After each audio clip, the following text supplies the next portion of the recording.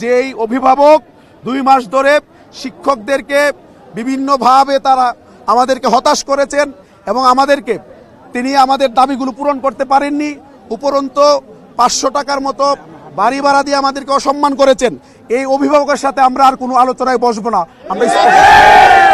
আমরা একবার স্পষ্টভাবে বলে দিয়েছি, আমাদের আলোচনা অনেক হয়েছে, আলোচনার পরে সিদ্ধান্ত হয়েছে যে 20% বাড়ি ভাড়া, 1500 টাকা মেডিকেল ভাতা এবং 75% উচ্চ ভাতা আমাদেরকে দেওয়া হবে। এটা সিদ্ধান্ত।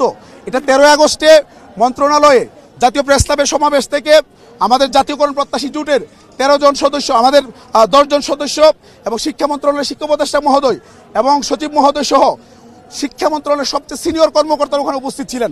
সবাই মিলে সিদ্ধান্ত হয়েছে, এটা আমাদের দাবি না, এটা সিদ্ধান্ত বাস্তবায়নের দাবি আমাদের। সুতরাং এখন মন্ত্রণালয়ে গিয়ে আলোচনা করার কোনো বিষয় নেই, বিষয়টা সিদ্ধান্ত হয়ে গেছে, এখন সরকারে ইমপ্লিমেন্ট করা দরকার। আমরা যখন 12 তারিখ অর্থ মন্ত্রণালয়ে গিয়েছি, প্রশাসনের পক্ষ থেকে আমাদেরকে নিয়ে যাওয়া হয়, তখন আমরা শিক্ষা উপদেষ্টাকে অর্থ উপদেষ্টাকে পাইনি এবং অর্থ সচিব মহোদয়কে পাইনি। তারা নিউ ইয়র্কে আছেন, আমাদেরকে বলছেন যে 22 তারিখে ওনারা আসবেন, আসলে আমাদের বিষয়গুলো ওনারা দেখবেন, চিন্তা ভাবনা করবেন। আমি আজকে দেখলাম একটা পোর্টালে রিপোর্ট করেছে, একজন শিক্ষা মন্ত্রণালয়ের কর্মকর্তা বলেছেন যে ওনারা না থাকলেও দেয়া সম্ভব হবে।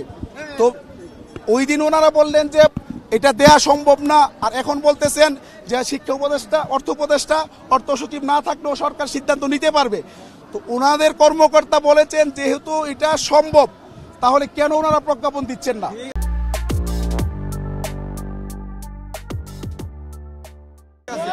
আজকে দেখেন, আজকে এই কর্মসূচি দাবানলের মতো সারা বাংলাদেশে ছড়িয়ে পড়েছে। ডাকসুর যে নির্বাচিত নেতৃবৃন্দ, ডাকসুর শিক্ষার্থীরা, ঢাকা বিশ্ববিদ্যালয়ের শিক্ষার্থীরা, সারা বাংলাদেশের শিক্ষার্থীরা এবং বিভিন্ন ঢাকা বিশ্ববিদ্যালয়ের সাদা দল থেকে ধরে বিভিন্ন শিক্ষক সংগঠন, রাজনৈতিক প্রায় সকল সংগঠন ইতিমধ্যে এখানে এসে একাত্মতা ঘোষণা করেছে। এই দাবির সাথে আমরা বলতে পারি সারা বাংলাদেশ একমত পোষণ করেছে। সুতরাং অবিলম্বে আমরা প্রজ্ঞাপন চাই। আমাদের এখন যে সর্বশেষ অবস্থা, আমি বলেছি যদি প্রজ্ঞাপন দিতে টেকনিক্যালি কোনো প্রবলেম হয়, তাহলে শিক্ষা মন্ত্রণালয় এবং অর্থ মন্ত্রণালয়কে যৌথভাবে প্রেস ব্রিফিং করে জানাতে হবে যে আমরা শিক্ষকদের এই দাবিগুলো মেনে নিয়েছি, আমরা 2 দিন পরে বা 3 দিন পরে আমরা প্রজ্ঞাপন দেব। এটা একেবারে প্রেস ব্রিফিং করে ক্লিয়ার করতে হবে।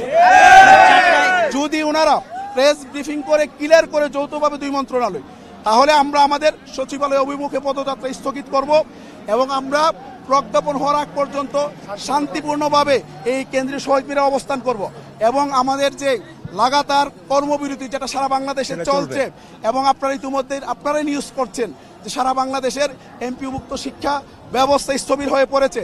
আমাদের কোনো শিক্ষক এখন শ্রেণী কার্যক্রমে অংশগ্রহণ করছে না এবং লাগাতার এটা অব্যাহত থাকবে যতক্ষণ প্রজ্ঞাপন না হয়। তা আমরা যদি যৌথ ব্রিফিং করে দাবি মেনার ঘোষণা দেওয়া হয়, আমরা শহীদ মিনারে এখানে শান্তিপূর্ণভাবে থাকবো, কর্মবিরতি চলবে, যখন প্রজ্ঞাপন হবে আমরা বাড়ি ফিরে যাব। আর যদি তারা প্রেস ব্রিফিং না করে, আজ 4টার সময় আমরা এই শহীদ মিনার থেকে সচিবালয় অভিমুখে আমাদের 12টায় যে নির্ধারিত পদযাত্রা ছিল, অবশ্যই আমরা এটা পালন করবো ইনশাআল্লাহ।